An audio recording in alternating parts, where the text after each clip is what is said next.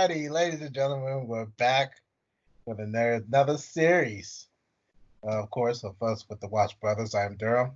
Darren's on the opposite side. Say hello, Darren. Yeah. What's going on? Welcome everybody. Here we are again. Here we are again. We're back. And now this time, not going to be anything of sports in particular. As we mentioned last week, this is going to be something different that we're doing. And now this premieres the debut of Stadium Talk. As I mentioned last week, will be he's really distracting me. He really is because of what he's doing. I know. It's distracting, but I'm Yeah. trying to overlook that. This is where we actually sit down and we talk about our times at Lucas Oil Stadium, going behind the scenes of, Colts games and stuff like that, before, during, and after, however we, decided to do this. So this is going to be very fun. I'm going to enjoy doing this. We still have a lot that we can still talk about in an aspect of Stadium Talk. How you feeling, Darren? You all right? Yeah, I'm good. I'm good. Good. How are you? I'm hanging in there. You know how it is. Just living another day. Yeah. I live for another day. So, Yeah. of course, I'm doing something differently myself since this was a moment of opportunity for me. I'm actually standing on the couch in the office. This is a way for me to be therapeutic, to talk about some of the things that we're doing on Stadium Talk, kind of let it all release and let it out. So, all right. So, you ready for this first one, Stadium Talk? Yep. All right. So, let's do this. All right. So, one of the ones we're talking about of our Stadium Talk is at Lucas Oil Stadium. And this is referring to what I call the 320 incident. This was during a time where me and Darren were supervisors at our previous job at CSD, who was working at Lucas Oil Stadium. And this comes at a time at a Colts game that this was a booming event for. I don't remember who they played against when this happened, but um, this is where me and Darren was working two jobs, and it was more of a part-time gig before we actually made it a full-time thing. Mm-hmm. The 320 incident. I have to kind of maintain my emotions because most of us, people that worked inside the stadium during these events, they will understand the pressure and the fun also of working this job, but mainly the pressure of working it because of belligerent people and drunk people and just straight out stupid people. So this 320 incident kind of makes me think about police work. And I say that because when we was working that game, I was actually sitting outside the concourse when this incident happened. I was outside the concourse and I was actually doing the paperwork. You always want to get your paperwork done and over with and hand it in and go home. Because a lot of people like to hang out and just do it and then go home. I wanted to do it, get it over with, hand it in, go home. Mm-hmm. So I was doing my paperwork and I get the call from Stadium Control. Say, hey, we getting multiple calls, multiple pages of a belligerent patient. Well, not patient, patron over at 320. Okay, I'll check it out. So I go down there, and as I'm sitting there, staff comes up to me and says, "Yeah, this old white man right here, he is very drunk. He's very belligerent. He is just being a straight up jerk." Like, okay, all right. So, knowing me, I'm not the guy that likes to deal with confrontational things, but at this time, it was my job. I had to do it. So, I'm being respectable to everybody's watching the game. So I'm kind of like sitting on the side there, trying to get this fella's attention so he could get up and come to me so we could talk about this whole ordeal. So when he decides that he's going to look at me and then decides to keep looking at the game, that's when I knew that it was going to get real. Shit was about to get real.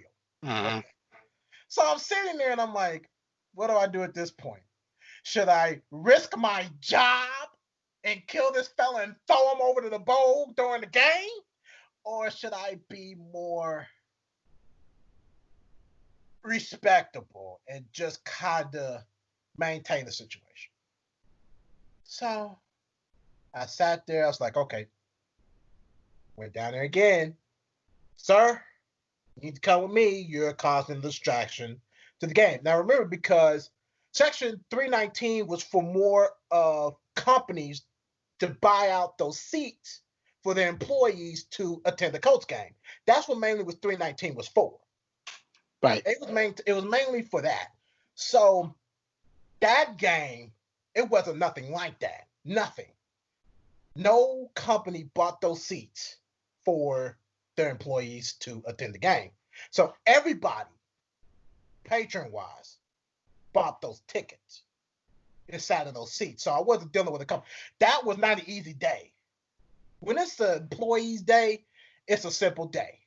You know, when those employees are there for their company, it's an easy day. Everybody's having a good time.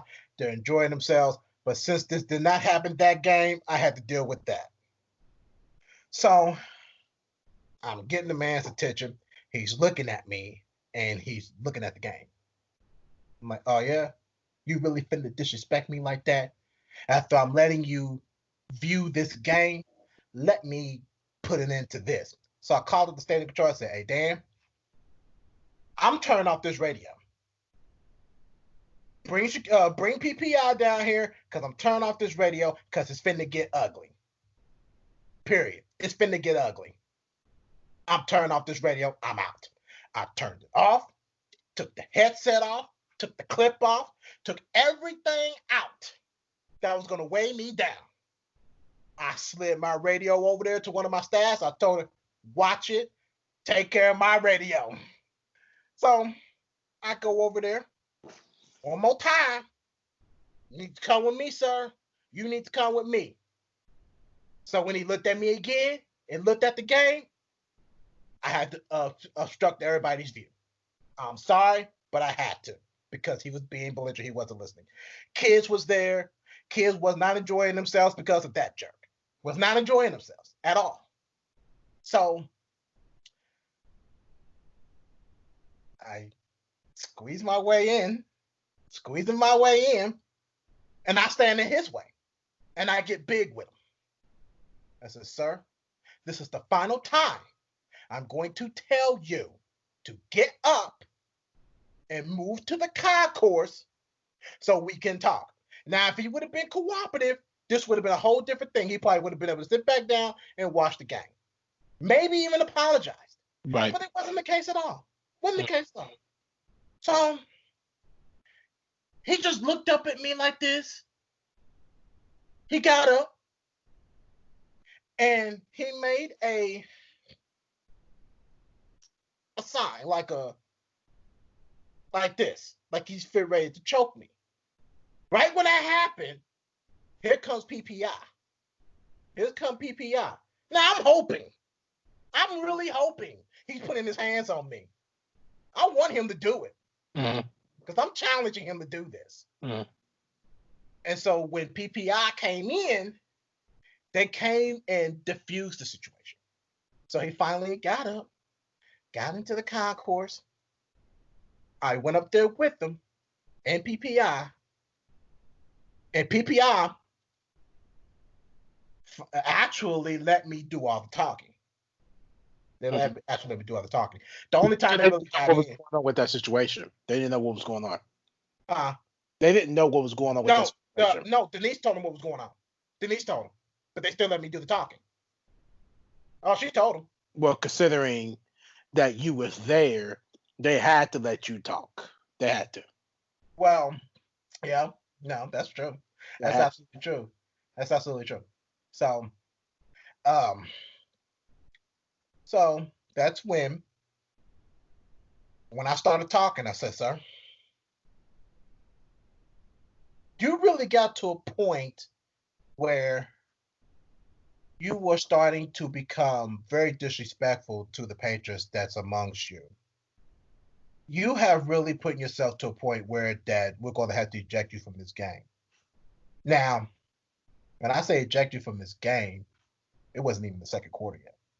Oh, wow. It wasn't even the second quarter yet. And man, winding down. He couldn't, man. He didn't even last a whole half. Or a cold quarter at that. He didn't. Who don't know this? Yeah, man. This was a tough day for me. So, especially, you know, dear, you know that 2-hour gap from when we open to the game starts. You know that is the longest 2 hours that anybody that works there can experience. Now, you would say, oh man, that 2-hour gap in the evening is awesome, or the middle gap in the afternoon is awesome. Nah, bruh. It's horrible all the way around. If we're having a Monday night game, Sunday night game, Sunday afternoon game, it's all horrible. From 11 o'clock to 1 o'clock are horrible. From 1 o'clock, no, from 2 o'clock to 4 o'clock was horrible. From 6 o'clock to 8 o'clock was horrible. It was horrible. And then Monday night was the same way. From 6 o'clock to 8 o'clock was horrible. It was just hideous. Yeah, 6:30 to 8:30, I think it was for Monday night. I think it was for Sunday night too. Something like that. I don't remember. Yeah, it's still horrible all around. That 2-hour gap is just absolutely insane. Yes, it's insane. Yeah. And I literally had to force myself to find myself something to do. Right. I had to find myself something to do. So I would go and help Ron Stone escort people to their seats. Yeah. Like, hey, so where's 322 at? Oh, it's right here in front of you. Or 306. Right down here to your right and just follow it around. Some I got so bored, I even walked them to their seat. You know what I mean? That's how crazy bored you can get. Well, not to mention that from the time that the gates had opened, and even beforehand, especially during the Sunday afternoon, Sunday evening, and Monday night games, they had all the time in the world to drink, which is the reason why you're telling the story about this belligerent man. Exactly, because he probably already had a lot to drink even beforehand. Right. Now, mind yourself, when the gates open at 1 o'clock, these people are up since 7 in the morning drinking. And tailgating. They're doing it. Believe it or not, they're doing it. They even do it at 7 o'clock in the morning. When me and Darrell come in, we see some of them already drinking. Yeah, we see some of them already out there barbecuing their breakfast. We see them. Sometimes you have to be in before 7 o'clock. Sometimes you have to be in at 7 o'clock. And I'm telling you, them people goes out there barbecuing their breakfast and having alcohol so early in the morning it was unbearable to see. Because you know when it was a long game.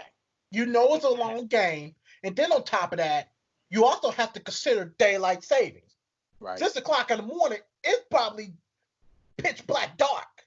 And it was pitch black dark. After November 4th, yeah. Yeah, after November 4th. Pitch black dark. And it's and cold. What's that? And cold. And cold, yeah. Mm-hmm. And cold. So that doesn't make it any better. So this fella, he goes and he finally speaks. He finally says something. And he told me, he said, I didn't do anything. Why the hell are you bugging me? I sat there, looked at this dude. I said, look, Look at how long did it take me to get you to come down here to target you for something that you supposedly didn't do. Need I remind you that you did do something? Otherwise, nobody wouldn't have targeted you. Do I need to remind you of that? He looked at me and he told me this. You, my man, can go to hell. Isn't that so? I'm not surprised you would say some crazy shit like that. I would not be surprised if you to say some ignorant shit like that. I'm not surprised. So that's when PPI came in, and they had to kind of break him up because he was finna kill me. I didn't care. I wanted him to, because I was gonna take the nearest trash lid and bash his brains out. That's what I was gonna do. I wanted him to, and I was gonna say, "Hey, it's all self-defense." Right. It's all self-defense. With cops, and right there. Yep, with cops in presence. Yep. Yep, with cops in presence. Like, go. I want you to. You know, I really wanted you to. So he goes and they handcuffed him. They handcuffed him and they sent him down to the PPI office. I had to go with him, so I had to write a report. Right. So we go down the. I'm still trying to remember my staircases. The south. Because you was on the southeast side. So it was the southeast case, stairwell case. Mm-hmm. We went down those stairs and went all the way down because one of those streets didn't have. One of those stairs didn't have street level access. And I think it was the northeast staircase. Is that right? I think it was the northeast. All right, it's been a minute. I don't remember, but well, there's two staircases on each corner, so the north, all of them had access to street level, but each one of them didn't have a street level access to it. It went straight to vent level. No, it went straight outside. It went straight outside. Oh, right. The only one that had access to street level was the northwest staircase. Yep, right across from dispatch. That was the only one. I think that was two. Or two. It was one of those two. Because one of those was actually across from dispatch. As I said, it was. I don't remember if it was staircase number 1 or staircase number 2 in the northwest. Right. I don't remember that either. But I'm assuming I think it was number 1. Yeah, maybe. I don't remember. Yeah. So we took him down there, and the PPI officer, he asked me, should we actually eject him? I was like, well, as a matter of fact, let me not make that my decision. Let me ask the patrons. We didn't went down the stairs yet. So I went back in. And but that was a good move. That was a good call to do that. Yeah. Yeah. I didn't want to make that my call because I wasn't the one that he was harassing.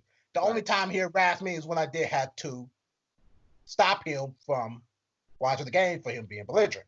Right. So I went back in, and the main person I asked was the one that actually called it in. I said, hey, do you want him ejected? Do you want him gone? Or would you be willing to give him another chance? This is totally up to you because you're the one that's actually feeling uncomfortable. You're the one that has the kid, and you're the one that should have a great experience from this. So what do you want to do about this? She told me she wanted him gone. Fine. He's gone.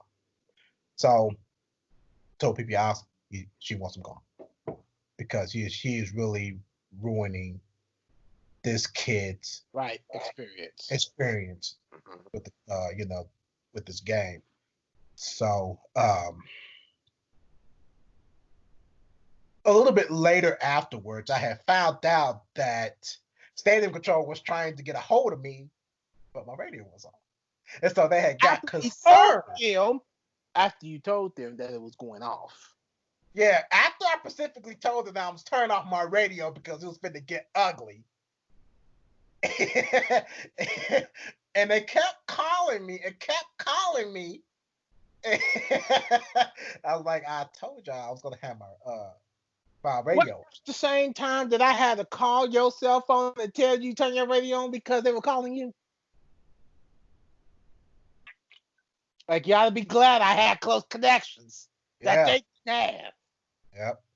You called me on my phone, and I'm gonna tell you something because that sucked. The cell service and the battery sucked at that stadium. Yes. Had your phone been dead, you would have had no way to communicate and contact with me at any given moment. Yep. Because it sucked. Yep. There's been several times I couldn't get in touch with you because your battery died. Yep. Because my battery died or your battery died. One of the two. Mm-hmm. It sucked. Because if I don't know if this is an inexperience in any NFL stadium or any sport venue, the more important ones that people focus on when it comes down to battery care and Wi-Fi is ones closest to the field. Mm-hmm. And then the weakest point is all the way up at the top of the nosebleeds.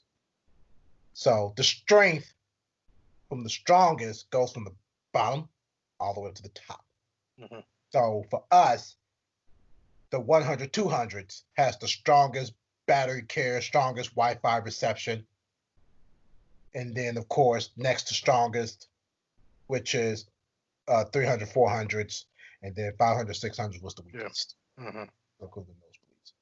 So that, I don't know if any NFL stadium also experienced that, but I know we have. Right. Which sucked, that type of that. So after I told him that she wanted him gone, he finally decides that he wants to sober up. He finally wants to sober up. Now, I quote you. He did not apologize to me for anything that happened. He did not apologize to the people that he surrounded with about this incident, but he did apologize to people. Okay. So, again, this is what we talked about on the podcast. I've said this once and I'm going to say it again. People use drinking as their excuse to slur out racial slurs. People use drinking to use racism as an excuse. He used his drinking as an excuse and then apologized for it afterwards. Well, because you said you wanted to sober up. Stop. Right. So, good thing about that was that PPI did fall for it. They still ejected him. So, good. That was even good on my part. Well, even at that, because the patrons said they did not want him back. They have a duty to protect and serve. Well, you know what also could have happened, even though that still wouldn't have been a good situation. They still could have kept him in the stadium, but put him in the holding cell. But they still ended up ejecting him from the game. Well, that would have been good because then that would have, if he was by himself and he drove, that would have gave him time to calm down before he actually walked out the door. You know, because they called it a drunk tank. Yeah, yeah. I think so. Yeah, I think they actually have those cells. They have no lights in there, nothing. Oh, they got lights in there. So they control that though, don't they?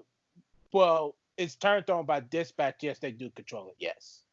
Yeah. But dispatch had to turn them on because I got locked in there one time and it's hot. Oh yeah, you got locked in there. I didn't know. It was. Oh, you got locked in it. Yeah, it was overnight shift that I was doing at the time, and I was looking for a lock to one of the gates outside. And I was looking for the locks so we could lock up the gates during that time of the night. And I remember going into the drunk tanks to look for them. Now, the first two, I just went in, peeked it, and didn't see it. So then I went into the third one, and I went in, And then I thought I saw something. So then I walked in, failing to realize that the door was closing behind me. So I used my flashlight on my phone to look, and I didn't see anything. So when I tried to go out, wouldn't budge. So how'd you get out? I had to call Yates to come and get me, to unlock me out of there. It was hot, and I said, hurry up, because it is hot. You could have suffocated. It's hot. You could have suffocated. Yep. You could have suffocated to death. I told her, hurry up, because it is hot in here. Oh my gosh. I am through with this. I'm through. Yeah. Bad. Yeah. So after that ordeal, they ended up writing a report for me. All I had to do was copy it and then put my perspective on what happened. That's a long report to do, not to include all the extra work you had to do behind it too. But I did that report. I did that report right there in PPI office. Right, you have to. I had already grabbed a couple of incident reports with me, so I did it in there, and then I just kept it with me until it was time for us to get off. So after I got done with that, I went back up and completely forgot about the whole ordeal from the time I left PPI office to go back up to my area. Completely forgot about it. Until the same lady came out at halftime. No, at the end of the game, she came up to me and she was like, I want to thank you for diffusing that situation because it would have gotten a lot worse. Mm-hmm. Yep. That I agree with it. We see those consequences. Mm-hmm. We see them firsthand. Yeah, sure did. We have seen them. And she was like, my daughter was able to enjoy herself after he left. Everybody was still able to have a good time. And I think the Colts still lost that game anyway. From what I think they still lost that game. But that whole morale was that she still enjoyed herself. Her daughter still enjoyed herself. Right. And she thanked me and just thanked me for diffusing that situation, because I could have literally just been like, okay, you need to calm yourself down, or give him the what they call it, fan code of conduct card. Yes. Mm-hmm. Yeah. Really gave him the fan code of conduct card, and that would have been the end of that story. Mm-hmm. Until the situation got worse, and then something could have happened real badly, and then. But this is actually responded to it, and I responded in a timely manner and got PPI involved. I knew it was going to get ugly. Oh, yeah. You've worked there 10 plus years, 12 years to be exact. I think it was. It's 12 years. What? Mm-hmm. For us being there? Yeah, 12 years. Yeah, something like that. Mm-hmm. For us to be there that long, you know what happens. You know what's going to happen. So she thanked me for it. Mm-hmm. Like, if it wasn't for you, man, I'm telling you, this would have been a whole worse situation. It would have been worse. So I was like, well, it's part of my job. A lot of people just like to watch it for a free game. Who's doing the job? Right. Who's doing the job? Yeah. So those people that work there just for a free game and money, hey, help yourself. Yeah. I'm just doing the job. Yeah. Yeah. Yeah, that was the 320 incident. That was the 320 incident. Yeah. I had to, because I really just got frustrated with that. I think about it all the time still. I just figured I'd talk it out. I feel better about it. So. Right. Mm-hmm. Yeah. So, you want to add anything else to this lovely 320 incident, or anything else on that? Nope, I sure don't. Mm-mm. Right. So there you have it, ladies and gentlemen. That's our first stadium talk. We actually sit down and talk about things that happen from behind the scenes of the Colts games and all the events that went on. Thank you for taking the time to actually watch us or listen to us. If you're doing something else, listen to us, still watch us at the same time. Thank you for that. Very well appreciated. And you go ahead and go on about your way or watch the next YouTube video. Ain't gotta be us.